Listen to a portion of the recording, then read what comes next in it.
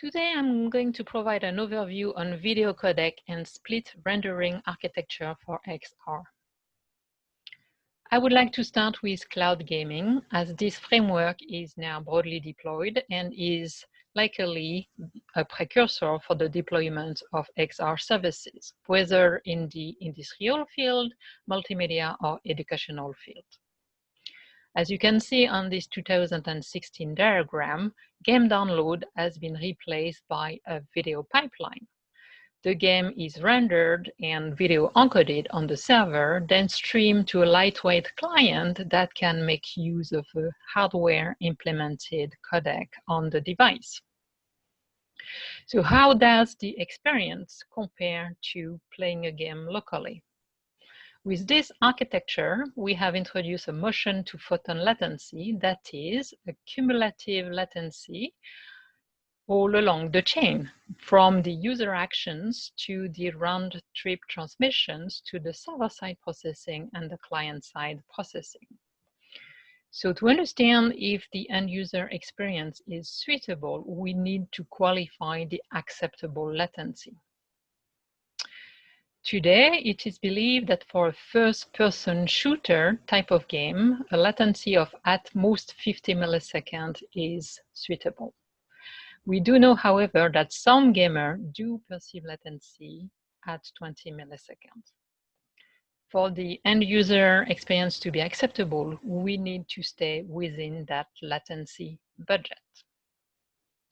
That means we need to address latency all along the chain. On the network, it means eventually to move some of the processing from the cloud to the edge and connecting device using 5G radio. Protocols can be improved, and we could use some low latency protocol that may be UDP based, and you have a list here of potential candidates. Packet loss and jitters are important factors that impact the end user experience. At the codec level, we also need to take into considerations the internal latency, and low delay configuration may be preferred. Certain tools may be particularly suitable for XR services.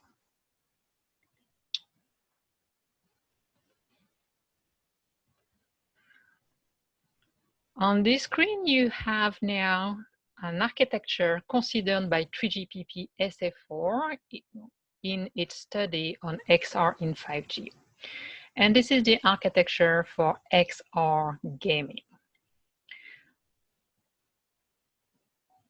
And gaming is just one of the scenarios evaluated in SA4. We have much more XR use cases, and here you have a more generic split rendering architecture illustrated. You can see the similarities. So at the edge of the network is a powerful XR servers connected to a device via a 5G network. Raster-based split rendering refers to the situation where the XR server runs an XR engine to generate the XR scene based on information provided by the XR device. In turn, the device could do much less processing, potentially post corrections as the user moves. So if we focus more on the UE, this split rendering architecture could be particularly important for certain device type. For instance, the UE can be an HMD, a phone, or a smart glass connected either directly to the edge server or to the phone. In the latter case, it can be tethered or wired. So the hardware capabilities and limitation of the UEs will impact where the coding, rendering, compositing of the scene will be done. It may impact as well which and where codecs will be used. The resolutions and the refresh rate or frame rate will also be dependent on the hardware capabilities. So now if we consider 2D video codec, it may be interesting to understand what tools are available or are particularly suitable for XR. So today, the commonly used codecs are the ones that are hardware implemented. That is H.264, H.265, and VP9. When they're used in low delay configurations, we are losing compression gain to the benefit of faster processing and lower latency. So it's worth pointing out a few tools that exist in H.265, not in H.264, that can be useful for XR. The main one is tiles and motion constraint tileset, which allows for defining pieces of video of different quality within a larger resolution immersive scene. As you can see on the image on the right, a viewport is defined and tiles with high resolutions are mapped to that particular viewport, while the surrounding is provided in low resolutions. In these demonstrations by Bitmovin a few years ago, a tile-based streaming of 360 video was provided using a transport format called MPEG-. New transport formats, such as OMAF, will make it even easier to transmit immersive scene in a viewport-dependent manner. Other tools that exist in HEVC that could be useful for XR are screen content tools. They can be particularly efficient at compressing overlays, which can be found in augmented reality or in immersive conferencing, conversational XR, where slides can be displayed in a viewport. They are also efficient at compressing gaming content. Gradual decoder refresh provides a smooth tune-in points in the bitstream without the need to encode intra-pictures, which results in bitrate spikes and high latencies. However, in HEVC, that is still an encoder method, and not all decoders may be capable of tuning in at GDR positions. The good news is that with the most recent 2D video codec that have been developed, we are not only getting better compression gain, but added functionalities by default in the design that are suitable for XR. Those codecs are versatile video codec, H.266, EVC, and EV1. You can find the comparisons and performances of these respective codecs in an ITU publications and the link provided here. In terms of functionalities, by default, VVC includes the screen content tool that we discussed previously. Subpicture is similar to tiles in HEVC, but much more efficient and easier to manage, as the low-level coding tools design have been adjusted for independent subpictures extractions and management. So that should significantly reduce the complexity of the application system. As shown on the right in the image, Wraparound is a motion composition tool that improves the visual quality at the seam, that is the left-right border, of the 360 video, while previous design were not that efficient and an edge was still visible. Reference picture resampling is also a new feature, which allows the picture size to vary from picture to picture. This functionality is also available in AV1, but in the horizontal direction only. RPRs offer an additional level of flexibility for bitrate control to adapt to network conditions. Gradual decoder refresh is a normative tool now in HEVC and can start to be used more broadly. Similarly to HEVC, VVC inherits the decoding unit, which allows an encoder to output a first part of a picture without waiting for an entire picture to first be encoded. So we can start thinking along the line of subframe latency.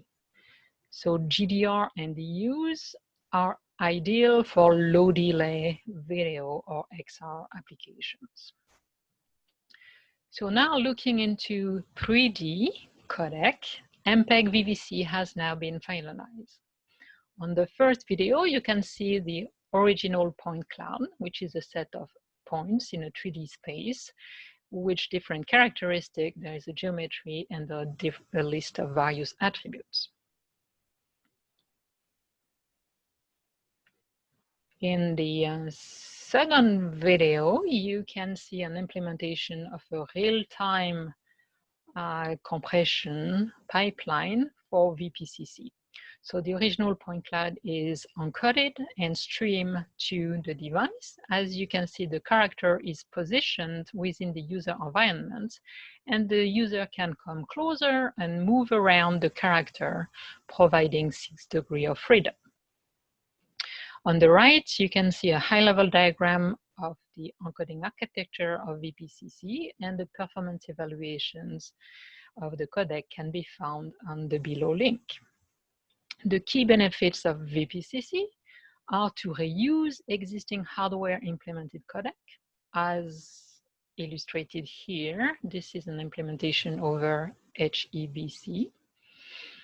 And due to the high compression ratio, it provides bitrate that are commercially viable, enabling the deployment of 6 degrees of freedom XR services. Another 3D codec is MPEG MIV for MPEG Immersive Video, which will be released mid-next year. As you can see on the first video, it provides parallax and sensation of depth. Compared to VPCC, it's not compressing a point cloud, but volumetric video. And you can see on the second video on the mobile phone an implementation of MIV, where you can see the combined movement of the object and of the device in the scene, particularly if you pay attention to the lower right corner. So similarly to VPCC, MIV reuses existing hardware implemented codec, such as HEVC or VVC in the future, and it shares a common specification with VPCC. So real-time virtual view synthesis at 150 frames per second can be achieved. So in conclusion, I would like to point out that key enablers for XR are now ready for deployment. Versatile codec with specialized tools such as VVC are about to be hardware implemented. We also see specialized codec for XR being released, whether it's VPCC or MIV. These specialized codec are added layers over 2D codec and will benefit from any improvement on recent 2D codec. Other key enablers are the cloud, edge, and split rendering architecture that will help with low latency and enable to deploy XR services on even more lightweight devices. Transport formats are particularly important. We will need low latency transport formats and viewport dependent distribution of content, and protocols such as OMAF or UDP based protocol may be quite useful in the future. I will say that the future of XR is bright and will continue to be as new standards emerge, notably VPCC version 2 that may include mesh compressions or geometric point cloud compressions, as well as haptic integrations or neural net-based coding tools.